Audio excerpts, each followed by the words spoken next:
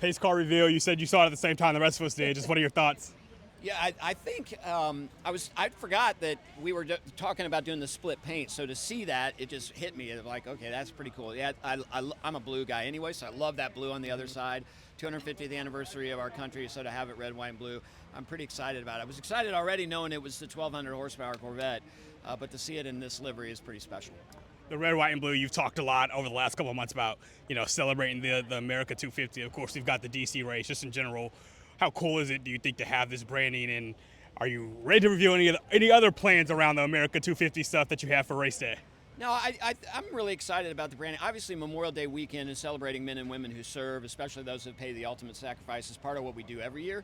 But to do it inside of that 250th anniversary is pretty special. So I'm looking forward to pre-race. A lot of those things we'll talk about as we roll into pre-race, but just celebrating our country. It's also the 100th anniversary of the town of Speedway. So a lot of things we have to celebrate this year, but we're going to do it on the backs of that red, white, and blue that we love so much. Talked about it when it was announced about a month ago, a little over a month ago. Curt Cignetti, just what did it mean for you to secure him? He's someone who just recently stated he said no to everything else pretty much as of late, except for driving the pace car for this race. What did it mean for you to secure that and to get him in this car? Well, when Indiana University won the Big Ten championship, we were like, we got to get Coach in the car. And we sort of made some initial offers and said, hey, we'd love to have him. And Indiana rightly was focused on winning a national championship.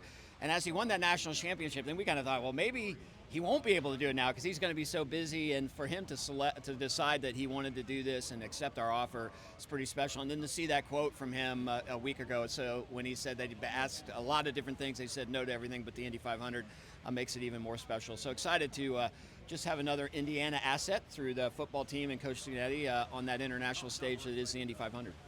24 days from race day, he'll be here later today. What things is he going to have to learn today and then when he comes back in a few weeks to make sure he's ready for the start of the race here? Well, I think the one thing that people don't think about necessarily are all the scenarios that take place. So it's one thing to drive a car, but it's another one to drive a car with 33 cars getting ready to come race behind you. We have to think through the speeds, how you get there, start out relatively slow, the speeds pick up. But then you got to think through all the scenarios. When you're getting off, how quickly you have to go to get out of the way for the start, and it's a narrow pit entry, so just getting practice and used to that. People on pit lane, so that's one of the things. The other thing we got to think about is if something happens at turn one and there's not time for Coach to get out and Sarah Fisher to go in, and we need Coach to go out and actually be pacing the field under yellow, how to do that. So those are the kind of things that they have to just get comfortable with. The thing I love about athletes and coaches is they tend to be really good at that because their mindset is sort of being coached or coaching. So I think he's going to be fine, and I think he's going to have a great time doing it.